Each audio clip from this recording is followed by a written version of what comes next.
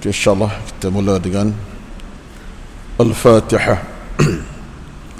A'udzu billahi minasyaitonir rajim. Bismillahirrahmanirrahim. Alhamdulillahi rabbil alamin. Ar-Rahmanir Rahim. Maliki yaumiddin. Iyyaka na'budu wa iyyaka nasta'in. Ihdinas siratal mustaqim.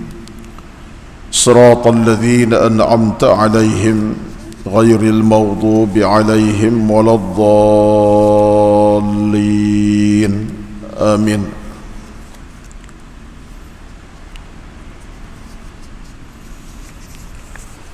السلام عليكم ورحمة الله وبركاته. إن الحمد لله نحمده ونستعينه ونستهديه ونستغفره ونعوذ بالله من شرور أنفسنا ومن سيئات أعمالنا.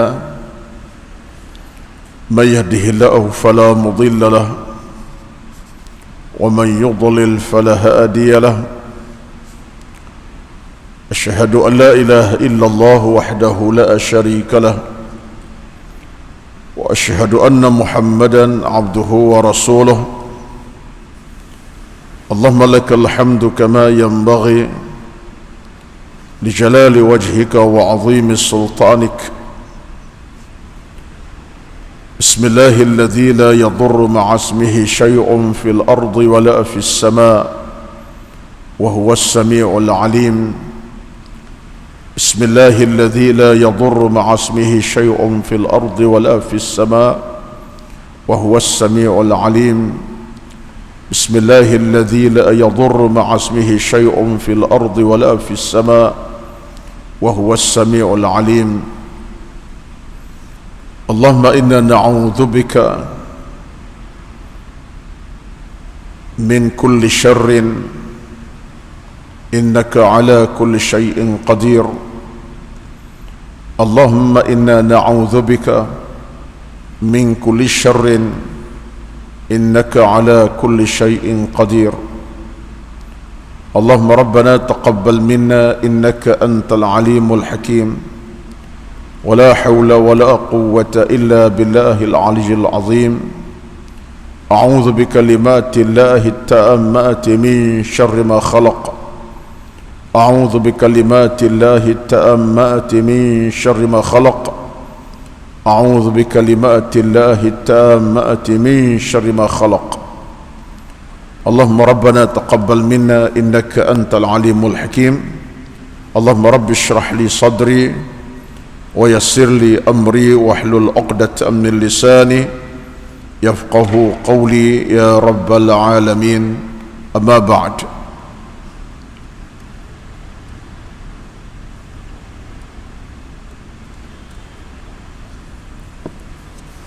Yang dihormati dan dikasihi seluruh kehadiran para jamaah di pagi ini, alhamdulillah kita merafak syukur kepada Allah Azza wa Jalla kerana diberi Allah kesempatan, rezeki, masa dan waktu untuk sama-sama kita hadir ke masjid yang berkat ini.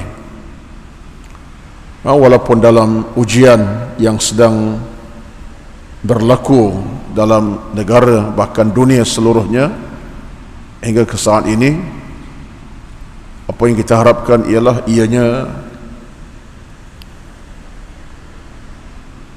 dapat selesai dengan izin Allah Azza wa Jalla.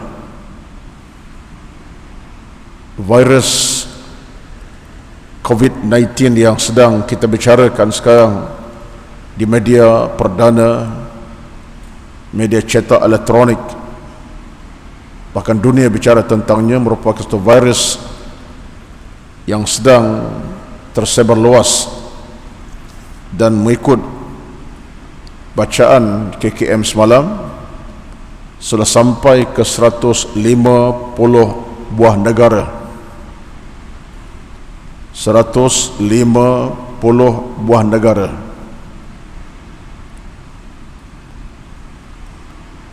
Bayangkanlah, ya, kalau seawal ataupun dalam pertengahan ataupun sekitar bacaan saya baca pagi tadi, awal bulan awal bulan Februari, pertengahan Februari, 14 negara yang terlibat, daripada Turki, daripada Iran, Itali, China, dalam masa tak sampai sebulan negara terlibat sudah menjangkau 150 buah negara. Jadi ini satu ancaman besar buat dunia. Wallahu alam. Kalau kita tengok dalam laporan berita-berita yang terkini, ya, sekolah ditutup di luar negara, mall ditutup, penerbangan dihentikan, masjid tak ada jemaah maghrib, isyak, subuh. Wallahu alam, itu sedang berlaku sekarang. Saya tak nak bincang lah. Apapun ceritanya, kita sebenarnya tuan-tuan, kekuatan kita ialah teruslah kita berdoa kepada Allah Azza wa Jalla. Kekuatan kita, di samping kita menjaga kesihatan peribadi fizikal kita lah, maka perbanyakkanlah ucapan doa. Bismillahilladzi la yadhurru ma'asmihi syai'un fil ardi wala fis sama'i wa huwas samiul alim. A'udzu bikalimatillahi tammati min syarri ma khalaq. Allahumma inni a'udzu bika minal barasi wal jununi wal judhami wa min sayil asqami. Banyakkanlah doa tersebut. Mudah-mudahan Allah Subhanahu wa taala akan hentikan virus ini daripada terus tersebar merata dunia dan sebagainya. Wallahu alam. Tapi apa-apa kemungkinan itu, kita terimalah kenyataan. Kalau sehingga peringkat tak dapat diadakan pengajian duha, pengajian kuliah maghrib tak dapat diadakan, berjemaah pun tak dapat dilakukan, itu adalah satu perkara yang kalau diminta kita untuk hentikan semua itu adalah satu perkara yang kita kena hormati, kan ianya penyakit berjangkit. Itu kenyataannya.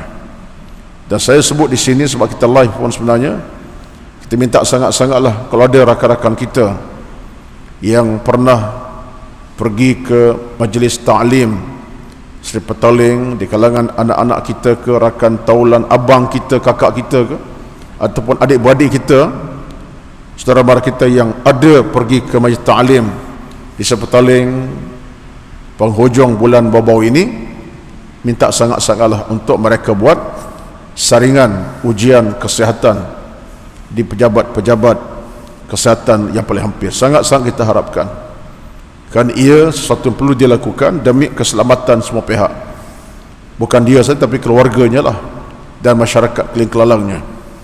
Ya, kita harap sangatlah, kerana sampai pagi ini masih beribu lagi yang belum buat ujian saringan kesihatan. Wal'iyadzubillah, yang degil, kita minta Allah bagi hidayah. Yang dah buat ujian itu minta selamat, dan kalau mereka tak selamat pun insya-Allah ada rawatan menanti, kuarantin dan seumpamanya. Itu di antara perkara yang saya sentuhlah di mukadimah ini. Baik tuan-tuan, kita terus kepada pengajian duha kita insya-Allah dengan doa munajat, kita teruskanlah insya-Allah. Baik tuan-tuan puan semua, pada pagi ini kita nak sambung perbincangan ilmu dalam tafsir Al-Kahfi ini, di mana ayatnya ialah ayat 47 hingga ayat seterusnya. Ayat 47 hingga ayat seterusnya. A'udzu billahi minasyaitonir rajim. Wa yawma nusayyirul jibala wa taral arda barizatan wa hasyarnahum falam nughadir minhum ahada. وعرضوا على ربك صفا لقد جئتمونا كما خلقناكم أول مرة بل زعمتم أن لن نجعل لكم موعدا ووضع الكتاب فترى المجرمين مشفقين مما فيه ويقولون يا ويلتنا ما لهذا الكتاب لا يغادر صغيرة ولا كبيرة إلا أحصاها ووجدوا ما عملوا حاضرا ولا يظلم ربك أحدا ولا يظلم ربك أحدا. Maksud ayat ini, wa yawma nusayyirul jibala wa taral arda barizatan wa hasyarnahum falam nughadirhum minhum ahada. Dan ingatlah akan hari yang pada masa itu kami perjalankan gunung ganang, dan kamu akan melihat bumi ini mendatar rata, dan kami kumpulkan seluruh manusia, dan kami tidak tinggalkan seorang pun daripada mereka. Wa uridu ala rabbika saffan laqad ji'tumuna kama khalaqnakum awwala marrah bal za'amtum allan naj'alakum maw'ida. Dan mereka akan dibawa menghadap Tuhanmu, Rabbmu dengan berbaris. Sesungguhnya kamu datang kepada kami, yakni kepada Tuhan, sebenarnya kami menciptakan kamu pada hari kamu dilahirkan. Mana datang kamu macam kamu dilahirkan macam mana? Tanpa berpakaian, tanpa khitan. Itulah keadaan kita di hari mahsyar nanti. Bahkan kamu mengatakan bahawa kami sekali-kali tidak akan menetapkan kamu waktu memenuhi perjanjian, waktu pertemuan ini. Wa wudi'al kitabu fataral mujrimina mushfiqina mimma fihi wa yaquluna ya waylatana ma li hadzal kitabi la yughadiru saghiratan wala kabiratan illa ahsaha. Dan diletakkan kitab, lalu kamu akan melihat orang-orang bersalah ketakutan terhadap apa yang tertulis di dalam kitab tersebut, dan mereka mula berkata, celakalah kami pada hari ini, binasalah kami pada hari ini, hancurlah kami pada hari ini. Kitab ini tidak meninggalkan yang kecil, bahkan tidak pula yang besar. Semua dosa tercatat, dosa kecil pun tercatat, dosa besar pun tercatat dalam kitab yang diberikan itu, melainkan semuanya dicatat oleh Allah Azza wa Jalla. Wa wajadu ma amilu hadira, dan mereka dapati apa yang telah mereka kerjakan ada tertulis dalam kitab tersebut. Wala yazlimu rabbuka ahada, dan Tuhan kamu tidak zalimi kamu walaupun sesaat, walaupun sekecil, walaupun sedetik. Allah tak zalimi kamu walaupun sesaat, walaupun sedikit. Allah adil dengan kamu. Baik tuan-tuan, ayat ini Al-Kahfi bab 749, dua ayat ini. Baik, kalau kita bicara sebelum ini, dalam ayat sebelum itu, iaitu ayat 46 dan sebelumnya, kita berbicara tentang bagaimana keadaan sifat manusia.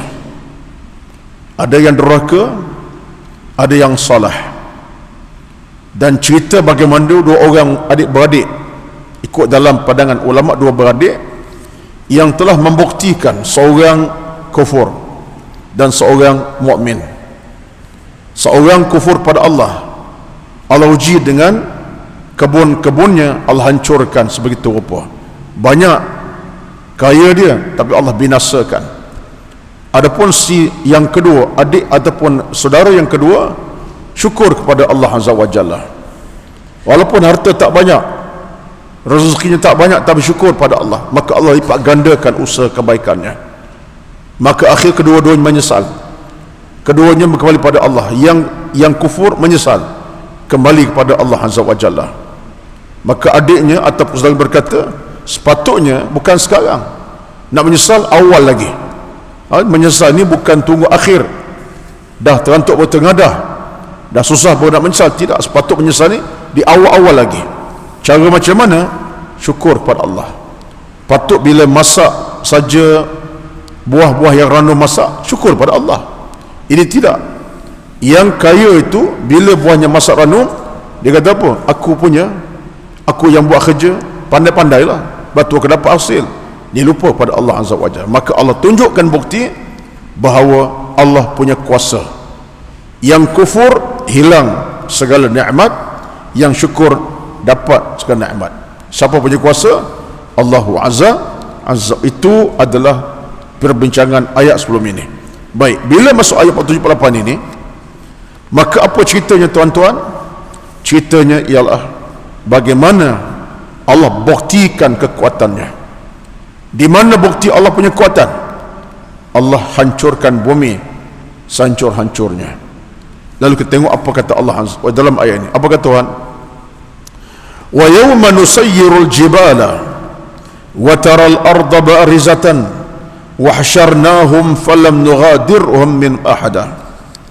Dan ingatlah hari kami bongkar dan terbangkan gunung ganang, dan engkau akan melihat seluruh muka bumi akan nyata, dan kami akan himpunkan mereka di padang mahsyar, dan seorang pun tidak kami tinggalkan. Episod ini tuan-tuan, episod tentang kuasa Allah Azza wa Jalla, yang nak menunjuk kepada kita sini, tunjuk kepada kita betapa bumi yang tegak hebat ini tidak akan tegak selama-lamanya. Bumi yang tegak hebat tak akan tegak selama-lamanya. Macam mana indahnya bumi, hebatnya bukit bukau, tingginya gunung ganang, begitu hebat dan gah perkasa, tak ada yang kekal abadi buat selama-lamanya. Di sini Allah sebut dengan perkataan yang menarik. Apa kata Allah Azza wa Jalla? Yawma nusayyirul jibala. Pada hari kami akan terbangkan gunung ganang.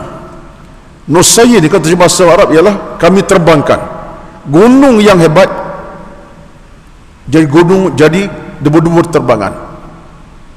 Gunung yang hebat itu akhir Allah jadikan sebagai debu berterbangan dengan batu batan yang gah perkasa. Timbul persoalan kepada kita, kena tanya tu, kenapa Allah sebut tentang gunung hancur lebur? Sebab tabiat gunung ini hebat, tinggi, menegak, batu batan yang kuat, ya, tanah-tanah pun keras membatu. Gunung, kalau tuan tu pergi ke Mekah lah, paling hampir saya lah sebut Mekah sebab kita dekat Mekah. Cuba tengok Bukit Uhud, gunung-gunung di kiri kanan jalan itu, batu batan. Confirm kalau pergi ketuk-ketuk saya tak akan pecah hancur, ya. Tolak berdoza pun berdoza yang runtuh, ya. Dengan gunung pula meninggi sampai berpuluh meter. Secara logik akalnya, kekuatan gunung ganang ini suatu yang hebat, tak mudah nak digoncangkan, tak mudah dileburkan. Tak tahulah kalau tuan tengok di sana sini dalam suasana kita sekarang pun, kita pergi ke terowong-terowong yang ada, belah karat ada terowong, belah utara ada terowong, dalam KL ada terowong kan. Usaha menebuk terowong nak dijadikan sebagai apa? Tebuk bukit, nak buat terowong itu bukan kerja 2 hari, bukan kerja 2 bulan. Pasal gunakan segala kepakaran, dengan segala-gala kepakaran diguna pakai untuk tebuk terowong. Contoh karak lah yang agak lama sikit pada yang kita nampak sekarang, karak, highway karak tu. Bagaimana keadaan batu yang pejal, gunung yang tinggi ditebuk, itu pun kadang-kadang tak selamat, ya. Nak tunjuk kepada tuan-tuan, Allah sebut ayat ni apa ni? Wa yawma nusajjibal, bagaimana kami ratakan bukit-bukit dan gunung yang tinggi. Ini menunjuk kepada kita bahawa Allah nak cerita kepada kita bagaimana kehebatan bukit yang macam mana sekalipun aku boleh hancurkan. Gunung yang tinggi tebal macam ketebalan batunya, gah batunya sekalipun, keras batu sekalipun, aku boleh hancurkan dalam masa yang cukup singkat. Ini nak sebut kuasa Allah dalam menghancurkan satu perkara, walaupun kaedahnya nak leburkan batu batan yang besar itu bukan mudah. Kena guna kekuatan fizikal mungkin, alatan mungkin, tapi Allah Maha Kaya. Dengan perintahnya, suruhannya, hei batu yang tebal, pecah, pecah. Hei gunung yang hebat, hancur, hancur. Tak payah Allah guna bulldozer, hantar bulldozer tak payah. Dengan arahan saja. Bila Allah kata, hancurlah batu batan tebal, hancurlah gunung yang hebat, hancur habis. Waktu kita baca Quran, Allah kata apa? Innama amruhu idza arada syai'an an yaqula lahu kun fayakun. Kita baca surah Yasin ayat terakhir, innama amruhu idza arada syai'an an yaqula lahu kun fayakun. Bila Allah nak jadikan satu perkara itu, baik hancur ke, lebur ke, baik apa sekalipun keadaannya, Allah boleh perintah je, kun fayakun. Hancurlah bukit, hancur. Binasalah gunung, binasa. Jadi ketika itu kata para ulama tafsir, ayat ini nak menunjukkan bagaimana Allah punya kuasa mutlak, segala-galanya hancur. Kalau gunung ganang yang hebat, besar, batu yang yang kasar, yang keras itu pun boleh hancur, kita ni lagi mudahlah tuan-tuan. Kita nak apa? Sekadar tangan yang ada boleh dipatah-patahkan, sekadar fizikal yang begini boleh hancur-hancurkan, ya. Jadi kalau gunung ganang yang besar itu boleh hancur lebur, apalah kita manusia yang lebih lemah daripada sebuah bukit yang tinggi tegak berdiri itu. Maka ini satu titik keinsafan pada kita. Sebab itulah tuan-tuan kata Al-Imam Ibn Katsir kata apa? Al-Imam Tabari kata apa? Sebenarnya kita baca ayat ini, kita akan mula terasa lemahnya kita, kerdilnya kita, hinanya kita, dhaifnya kita, hambanya, sebab kita tak ada apa kekuatan. Kita ni kalau kena batu, hancur kita, bukan hancur batu. Satu bukit runtuh, orang kata apa? Jatuh atas batang tubuh kita, habis kita tuan-tuan. Hancur lebur batang tubuh kita. Batu yang datang akan hancurkan kita. Terhimpit, tersepit, akhir mati kita. Jadi kita dengan batu siapa lebih kuat? Kita lemah, batu lebih kuat. Jadi Allah nak cerita kepada kita bagaimana keagungannya. Jadi ini ceritanya daripada ayat wa yawma nusayyirul jibala wa taral arda barizatan. Kami akan jadikan gunung itu hancur, debu-debu terbangan, leburkan gunung-gunung yang hebat itu, wa taral arda barizatan, dan kamu akan tengok macam mana bukit apa ni, taral arda, kamu akan tengok nanti bagaimana bumi ini dalam keadaan terdah. Barizatan ni maknanya, bahasa terjemah ialah mendatar. Bumi jadi mendatar dalam keadaan bila sampai masanya bumi ini sama saja, rata. Yang ada gunung dah hancur, yang ada bukit dah lebur, tempat tinggi dah tak ada, akhirnya bumi jadi mendatar. Disebut dalam bahasa kita padang jarak, padang terkukuh. Macam mana tak tahulah, itu bahasa lah tu. Artinya tak ada apa dah di bumi Allah Azza wa Jalla. Baik bangunan, baik binaan, baik gunung ganang, pokok-pokok, bukit-bukit, dah tak ada dah. Yang akan tengok, kamu tengoklah barizatan, dataran yang terbentang luas. Man seolah-olah Allah bayang kepada kita bagaimana bila bumi Allah hancurkan nanti, tak tahu dah di mana kita. Bumi mana dah kita sekarang berada? Masih di Shah Alam lagi ke?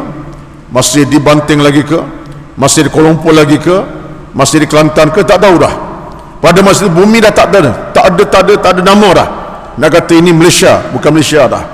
Nak kata Singapura, tak ada Singapura dah. Mana pada masa itu bumi kita mendatar, dan orang kadang tak tahu dah di mana pada sekarang ini. Ini semua kedahsyatan tuan-tuan. Ini semua tentang kedahsyatan. Bila tu? Pada hari Allah hancurkan bumi dan Allah hancurkan segala-galanya. Allah kata apa lagi? wa hasyarnahum falam nughadir minhum ahada, dan kami kumpulkan mereka di padang mahsyar dan seorang pun tidak kami tinggalkan. Falam nughadir minhum ahada, wa hasyarna, kami akan kumpul mereka pada masa itu. Di mana berkumpulnya? Berkumpul di padang mahsyar. Itulah disebutkan pada mahsyar padang terbuka.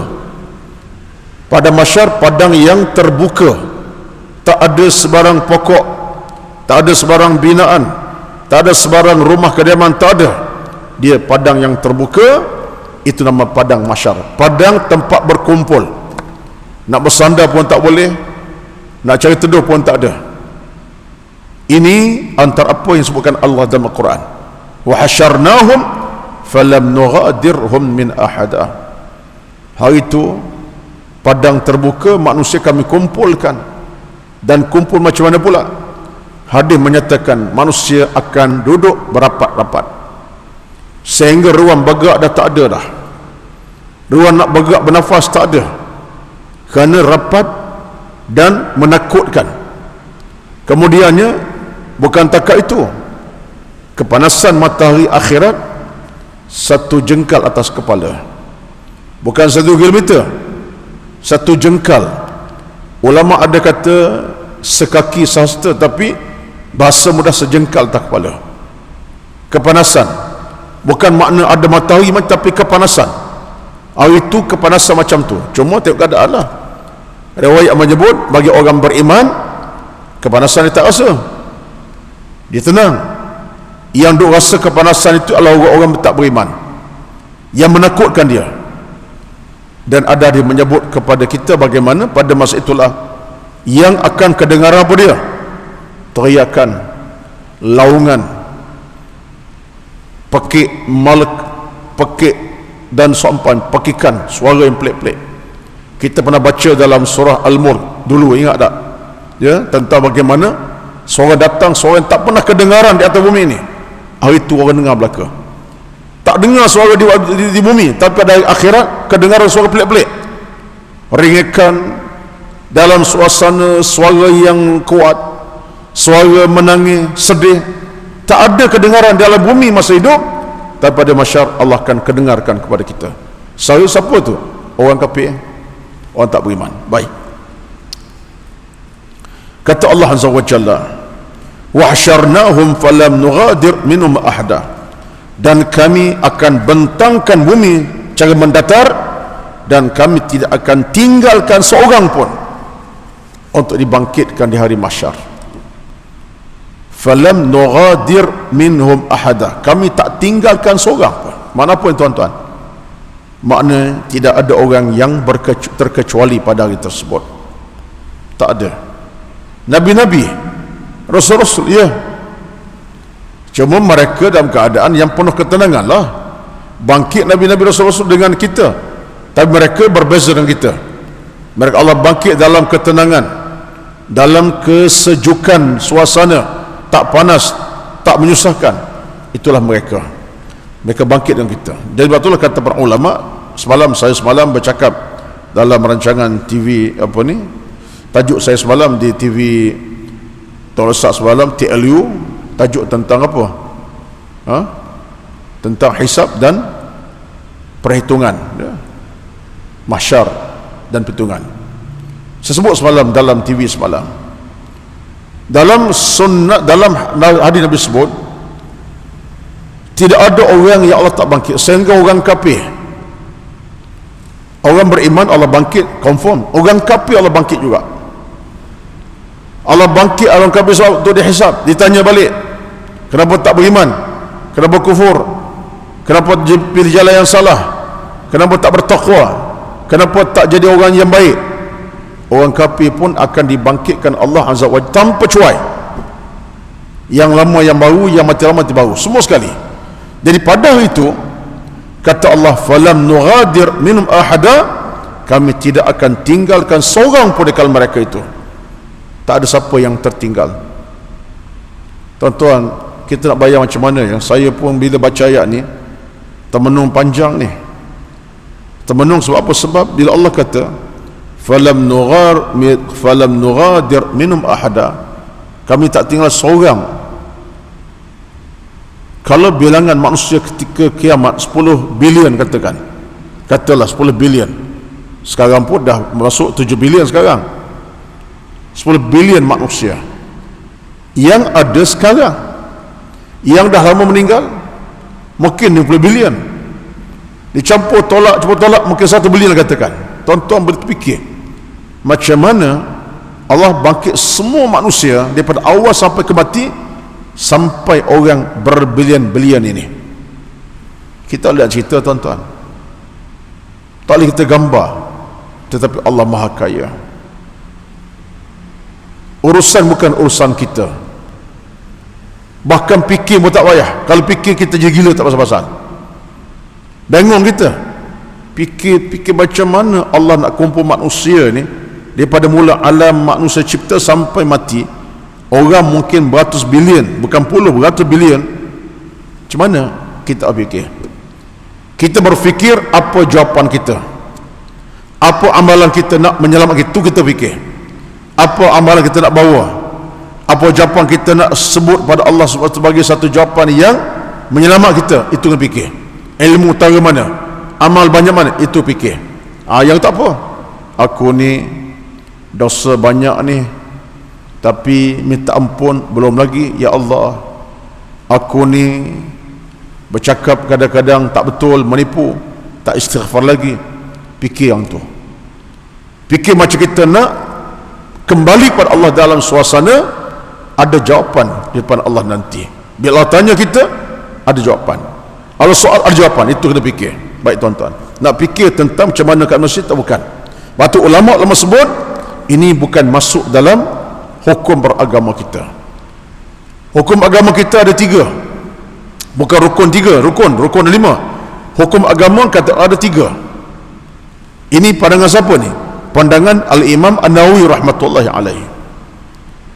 Ada 3 hukum dalam hidup kita beragama ni yang wajib jaga pegang sampai bila-bila. Yang pertama, kita merenung diri kita sendiri, muhasabatun nafs. Yang pertama, renung diri kita sendiri.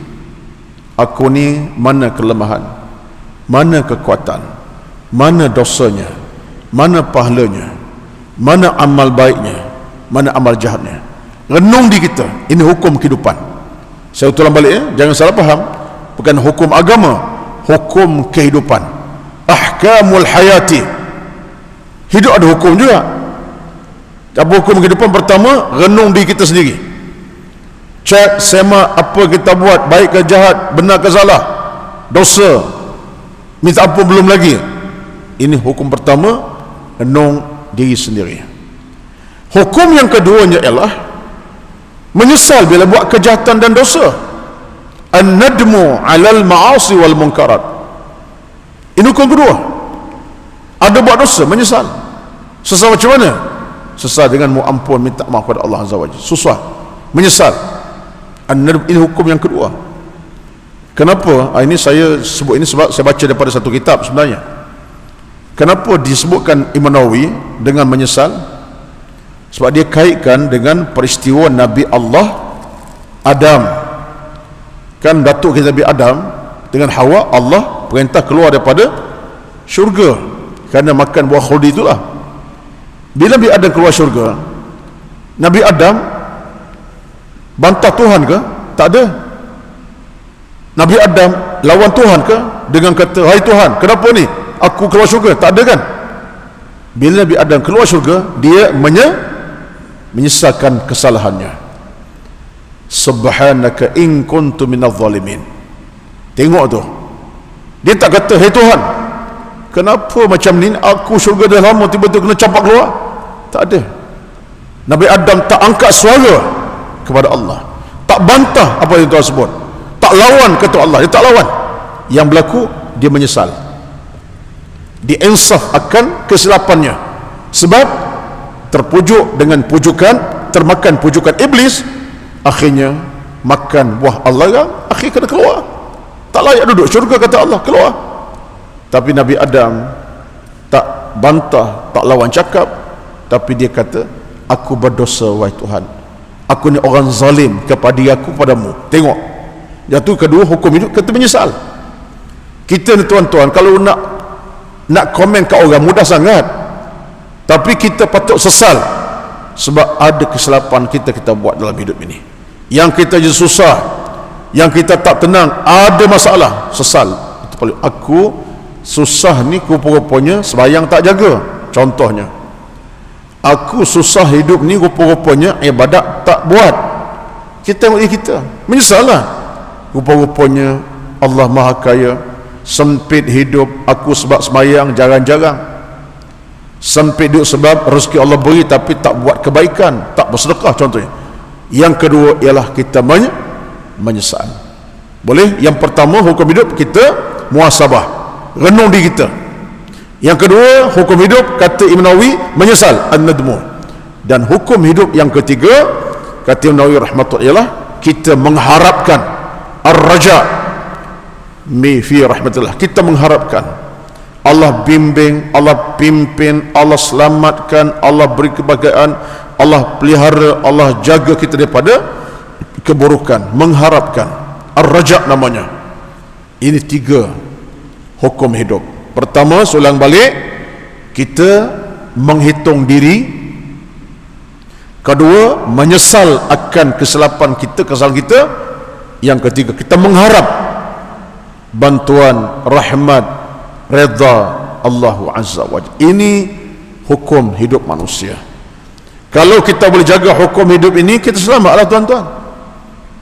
Tapi kalau tak ada hukum tadi, menyesal tak pernah, harap rahmat Allah tak pernah, nak hitung diri pun tak pernah, habis zero lah kita, kosong lah kita.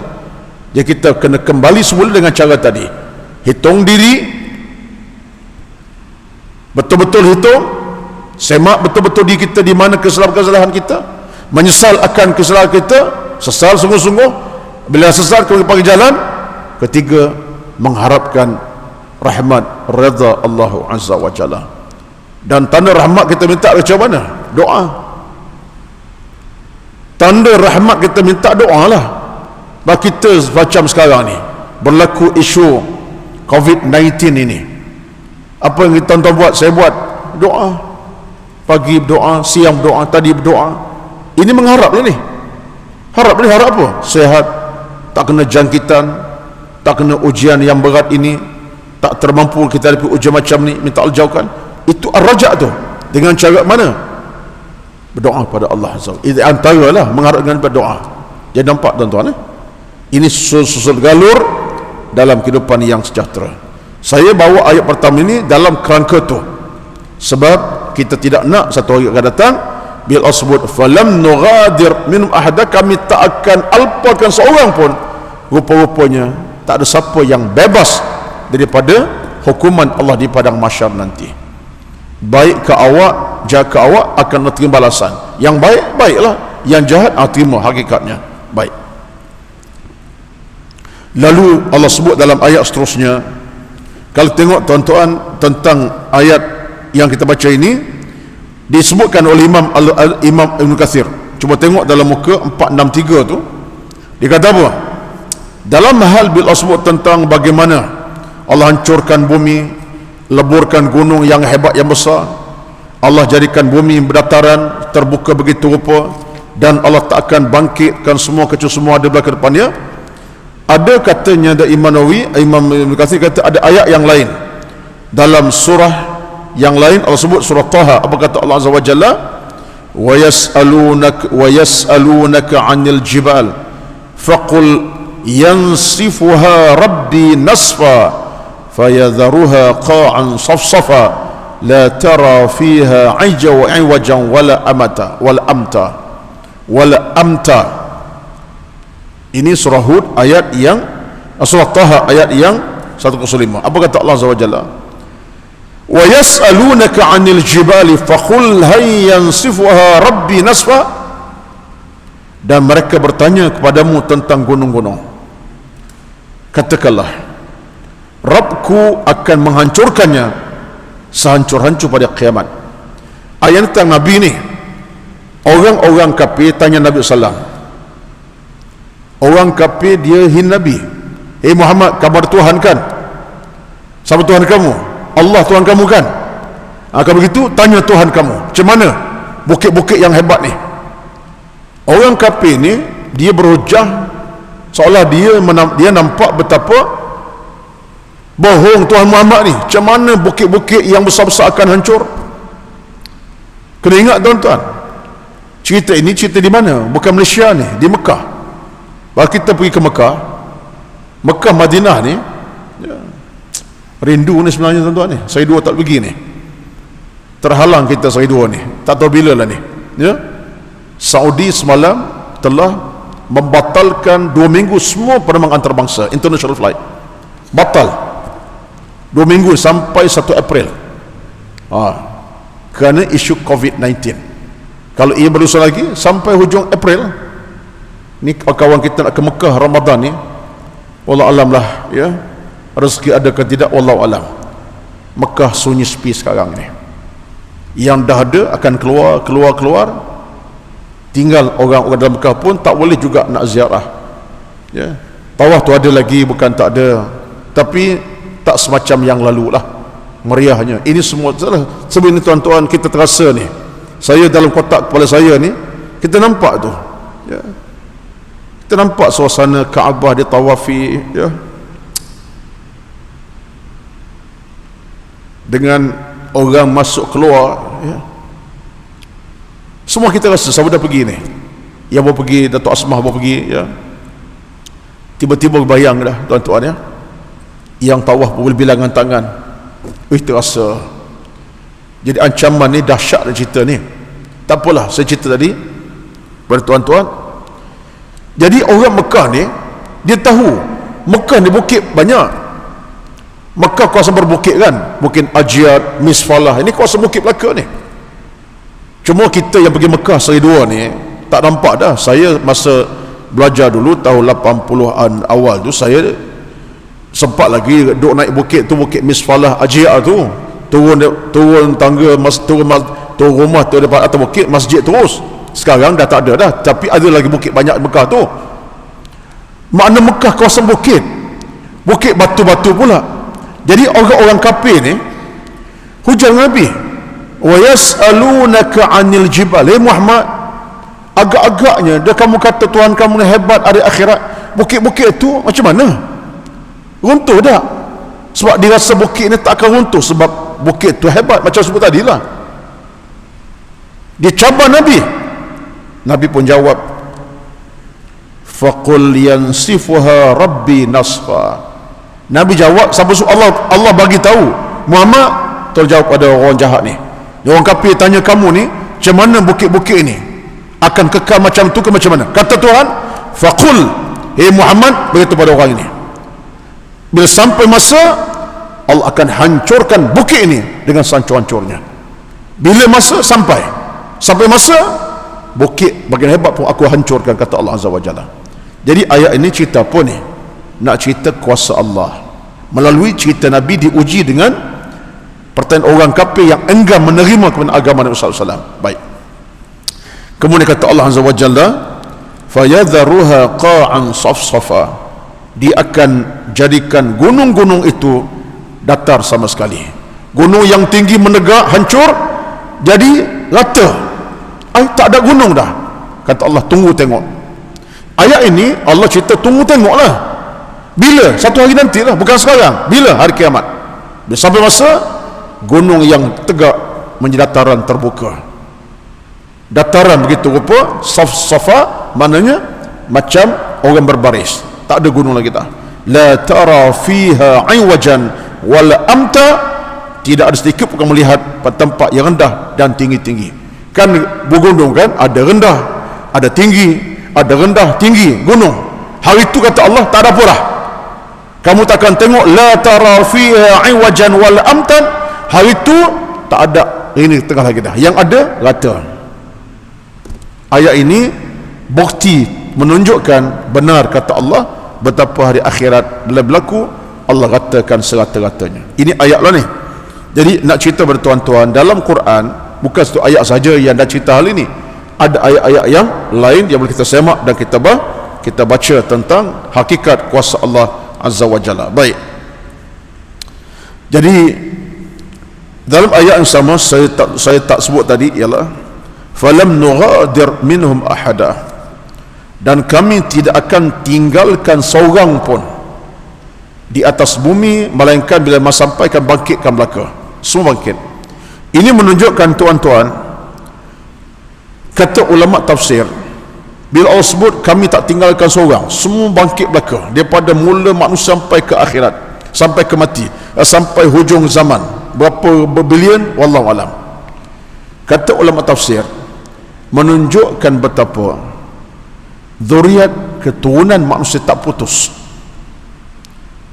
Zuriat kita tak putus daripada satu keturunan Allah akan bangkitkan semua. Seorang pun tidak akan dicuaikan daripada dibangkitkan. Ini menanda, kata ulama, bahawa zuriat kita tak putus. Hubungan zuriat ini akan berpanjangan sampai kiamat, dan semua Allah bangkitkan. Tak putus hubungan, tak putus zuriat. Itu satu. Yang kedua yang saya nampak dalam pemikiran saya baca ayat ni, bila saya kaji semak tengok, saya nampak begini. Bila Allah kata wa hasyarnahum falam nughadir minhum ahada, kami akan kumpul ke manusia dan seorang pun kami tak tinggalkan untuk kami kumpulkan belaka, menunjukkan kepada kita bahawa di padang mahsyar nanti, ini saya punya rumusan daripada ayat ini, saya baca buat rumusan sikit, seolah Tuhan tunjuk kepada kita bahawa bila dia kata kami akan bangkit semua, tak kira siapa, menunjukkan kepada kita bahawa manusia ini bila masa sampai di padang mahsyar, masing-masing akan berhujah. Hujah apa? Tengoklah, kalau kita pernah kata ke orang, contohnya pernah bunuh orang, wala'udzubillah lah, pernah cacatkan orang, minta Allah jauhkan, pernah buat kacau orang, di padang mahsyar kita rasa kemungkinan, contoh, kalau tuan boleh faham, saya fahamlah, kalau tak faham bawa faham ya. Katalah kita, wala'udzubillah ni, kita tak buatlah ni, bunuh orang, ada kes kan, bunuh orang kemudian masuk dalam tong, siming lagi, kerat berapa? Kerat 66 ke? Ya, sampai tak nampak apa dah. Kaki, jari kerat lagi, potong lagi. Ya, belah manusia sampai peringkat jenazah, mayat sini separuh, sana separuh. Ada kes kan? Ada, baru ni dalam paper 2 minggu lepas, dalam tong, adik bunuh abang. Di mana berlaku? Tak ingat? Adik bunuh abang dalam tong simin kan? Mayat hancur. Maknanya dalam kepala orang bunuh ini, dia kata apa? Soalnya habislah, tamat riwayat dah hancur-hancur, apa lagi? Dia hanya bercakap di atas hukum dunia. Hukum dunia memang habislah. Mayat dicincang lumat, separuh hanyut ke laut, separuh hantar hanyut ke ditanam. Logik akal kita akan kata habis lah. Tapi rupa-rupanya bila pada mahsyar sembangkit semula. Yang mati dibunuh, dibangkit. Bila yang mati dibunuh, dibangkit, maka apa berlaku? Berlakulah di sana keadaannya apa dia tuan-tuan? Berhujah kembali. Kamu dulu pernah bunuh aku, ni aku datang balik dah ni, tengok aku ni kan, orang lain siapa? Akulah. Kamu pernah potong mayat aku sampai hancur. Jadi ayat ini nak cerita kepada kita bahawa manusia akan berhujah kembali. Siapa dia? Yang diseksa, yang terseksa, yang kena bunuh, hancur, mereka bangkit nanti berhujah dengan orang yang pernah bunuh mereka contohnya. Maka tak terlepas kita tuan-tuan. Nak cerita tak terlepaslah kita daripada mahsyar. Dunia terlepas mungkin, pihak polis mungkin tak mampu, tak dapat nak apa Tuan Haji Arifin di bekas polis, dia tahulah. Ya, jenayah dibuat, mungkin polis sampai ke akhir tak dapat detect kes pembunuhan macam ni, sampai peringkat kes tu tutup. Dunia mungkin boleh macam tu, mungkin manusia pakai macam mana pun, kemungkinan kes-kes jenayah itu tak mampu nak diangkat, dibuka kes, Tapi di padang mahsyar Allah akan bangkitkan semua orang yang dah mati lama, mati baru, mati hancur pun. Jadi ketika itu apa berlaku tuan-tuan? Hujah. Batulah jangan kita seronok kata ke orang. Jangan seronok maki hamun orang. Jangan seronok bunuh orang. Jangan seronok hancurkan orang sampai tak apa. Sebab bila sampai di pada mahsyar kita dihujahkan balik. Saya renung ayat itu. Ini saya punya renungan. Kenapa Allah sebut wa hasyarnahum falam nughadir minhum ahada. Kami akan kumpulkan balik, seorang pun tak terlepas. Maknanya yang dah mati tabuk kubur MH370 ke? Berapa ratus penumpang? Sampai sekarang tak tahu di mana dah. Tak ada jenazah mayat yang dijumpai. Hilang begitu je. Dah berapa tahun dah? Dah 6 tahun lebih dah, tuan-tuan. Tak ada apa. Yang tinggal nama ialah Allah yarham sekian-sekian. Jenazahnya tak ada, walaupun seinci. Tapi hakikatnya bila Allah sebut kami bangkit semula, kalau mayat tadi katalah MH370 yang penumpang 300 orang lebih kan, dibunuh oleh pihak tertentu, contohnya katalah, kita kata bukan apa tuduhan, tak, kita tahu, tapi kalau dibunuh, ancaman jenayah berlaku, mereka dibunuh begitu terbuka sampai jenazah tahu, mereka bangkit daripada mahsyar. Bangkit, mereka akan hujah lah. Yang bunuh kami, contoh siapa? Jangan contoh lah sebab tak tahu. Jangan contoh jadi jenayah lah pula. Mereka bunuh kami, orangnya sekian-sekian. Siapa yang arah kami dibunuh? Sekian. Ini tuan-tuan, satu dah mahkamah Allah ini, mahkamah yang terbuka. Kita lepas daripada hukuman dunia, tak akan lepas hukuman akhirat. Tolong pegang wording ini. Tolong pegang wording ini. Kita mungkin terlepas hukuman dunia atas dosa kesalahan kepada orang, tapi tak akan lepas di mahkamah Allah Azza wa Jalla walaupun saat. Sebab Allah Hakim yang maha adil pada itu. Allahu Akbar. Kita bila baca tafsir ni kena tafsir sampai macam itulah, biar kita nampak. Kalau tidak, wa hasyarnahum falam nughadir minhum ahada. Kafi baca tiap minggu dah. Kami kumpulkan mereka dan kami tidak akan biarkan seorang pun. Wallahu alam, tak tahu apa, sambung ayat dapat pahala. Tapi bila baca ayat ini kali, kita mula terasa ayat ini bermakna tak ada seorang pun bebas daripada hukuman Allah di pada mahsyar. Jahat ke baik awak, Allah akan buka balik fail-fail awak selama hidup dahulu. Ini menakutkan kita baik. Kemudian Allah kata apa? Ni tentang peristiwa akhirat, tuan-tuan, hal akhirat ni. Apa kata Allah Azza wa Jalla? Wa uridu ala rabbika saffa laqad ji'tumuna kama khalaqnakum awwala marrah bal za'amtum allan naj'ala lakum maw'ida. Dan mereka itu, kata Allah Azza wa Jalla, akan diletakkan dalam keadaan bersaf-saf, berbaris-baris. Wa uridu, mereka itu siapa? Tadilah semua manusia, semua yang lama, yang baru, yang mati lama, mati baru, yang mati terbunuh, mati sakit, macam-macam, semua mereka akan datang kepada Allah dalam keadaan bersaf-saf, berbaris teratur. Maknanya di pada mahsyar ni yang gawatnya suara gawatlah, teriak, menangis, meraung. Tapi dalam soal bertemu Allah ini ikut saf. Tuan-tuan boleh faham tak? Dalam ayat Allah kata saf, safan maknanya berbaris. Bila berbaris ini, makna tidak ada orang yang boleh melanggar barisannya, melampaui haknya. Siapa yang tentu baris? Allah Azza sendiri, bukan orang lain, bukan kita. Aku nak masuk, kamu ke tepi, tak. Itu dunia. Dunia orang berbaris kadang-kadang boleh bertengkar. Ya, kawan tu dah berbaris pukul 6 pagi lagi. Sebab apa? Sebab sel kain tudung bawal. Nak raya dekat ni, termasuk kain tudung senangin, jenahak, macam-macam dah bawa takkan je nak tak ada. Contohlah ni, kembung sekali lah. Kau tu baris dah pukul 6 lagi sebab nak tunggu pintu buka, nak masuk beli barang murah ni, contohnya baju ataupun kain tudung tadilah.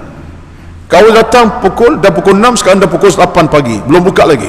Orang datang lewat nak ke depan, orang belah ni akan tolak, awak datang lewat kan belakang. Kita kadang-kadang mungkin rasa hak kita nak ke depan, so kita rasa aku kenal tuan kedai ni, aku pun nak syafaat pada dia, aku berdapat nombor 1 lah, datang lewat nombor 1. Di pada masyarakat tidak. Bila Allah kata safwan, kita dalam keadaan ikut ketentuan Allah Azza wa Jalla, dalam keadaan kita tak langgar batas orang tak langgar batas kita. Yang saya nak kaitkan sebab apa? Sebab bila mana dalam keadaan pada masa safwan ini, kata ulama, saya tengok beberapa tafsiran tuan-tuan, salah satunya ialah buku kecil saja, tapi dia tafsir ayat ini, buku daripada Jakim PPZ, kecil lah, tapi dia tafsiran menarik tentang Al-Kafi.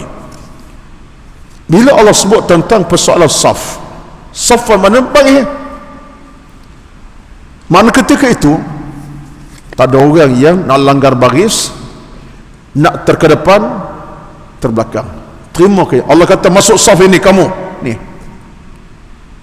akhirnya menuruti perintah Allah Azza wa Jalla.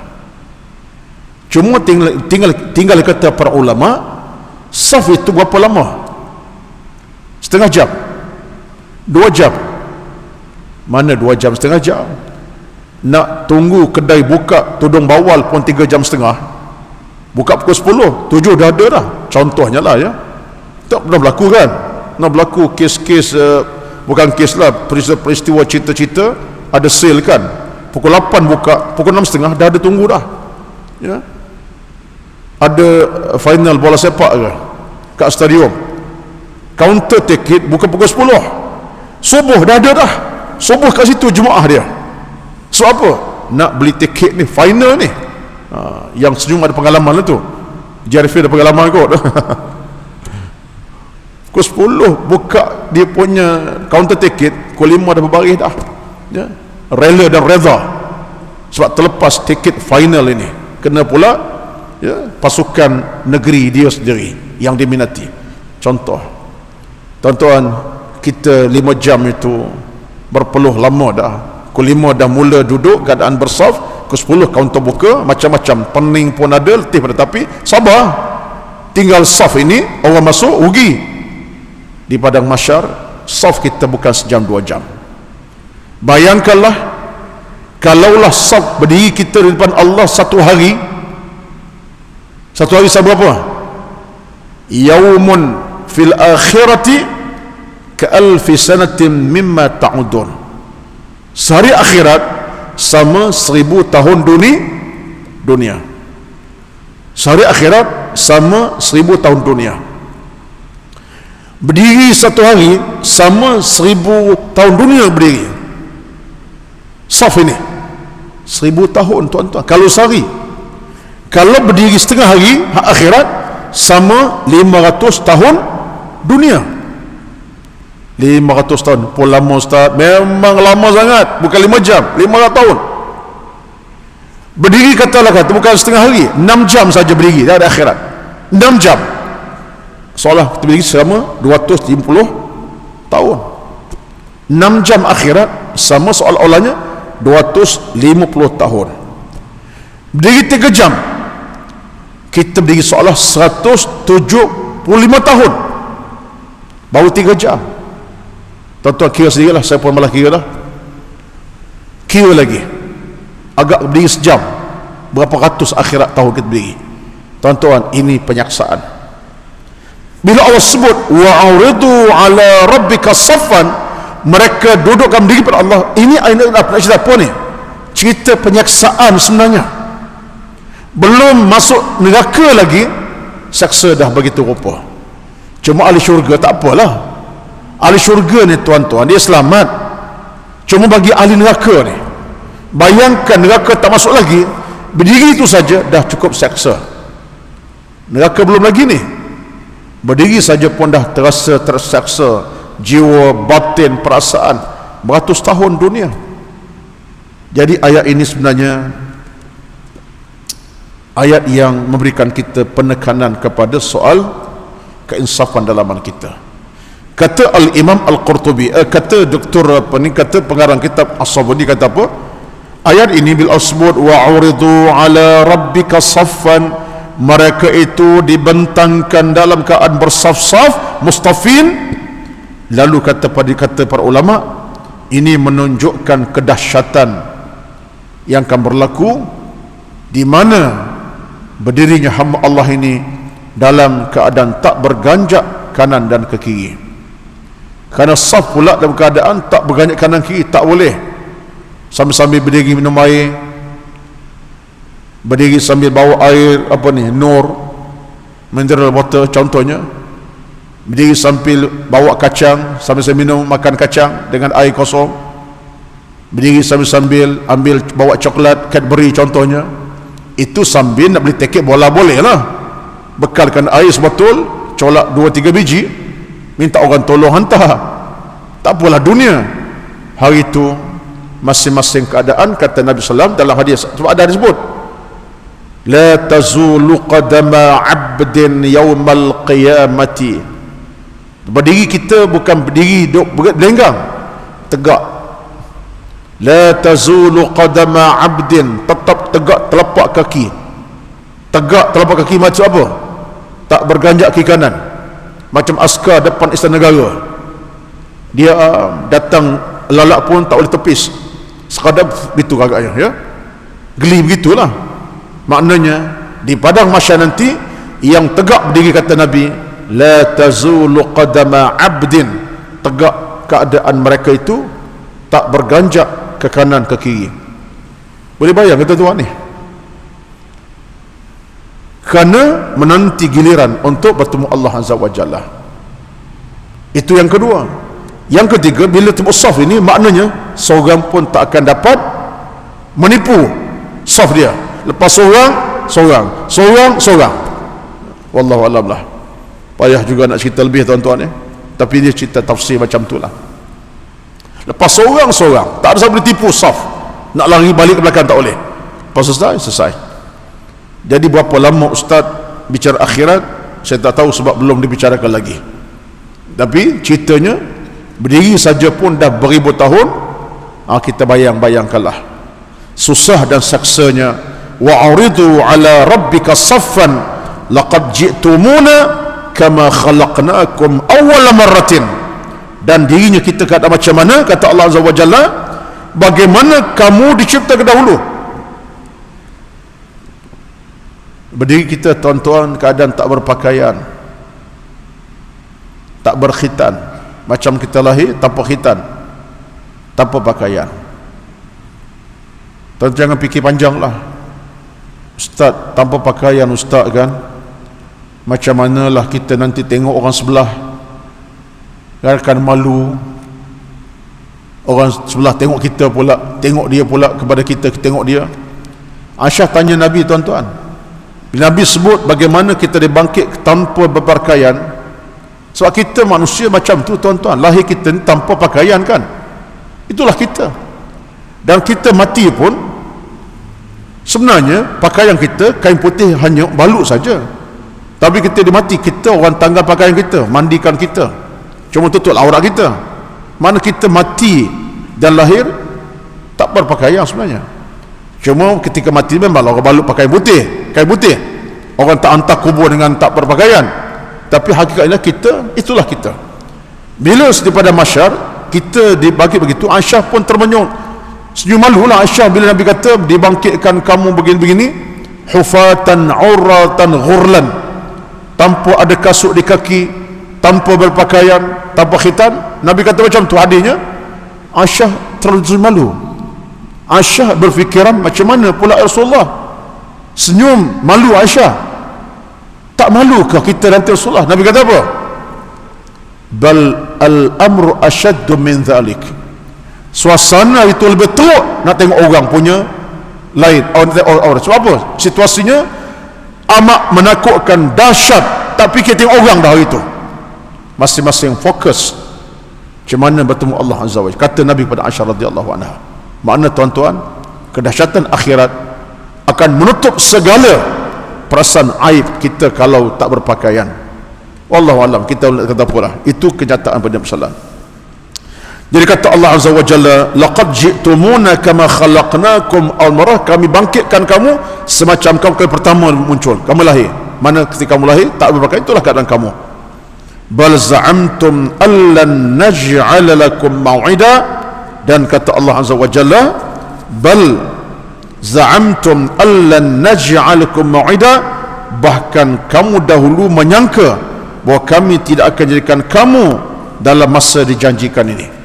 Kata Allah, ini tengoklah yang kamu dulu tak berapa yakin ada hari pembalasan, ada hari pertemuan macam ni. Tengok sekarang ni terbukti ada hari dijanjikan. Apa dia?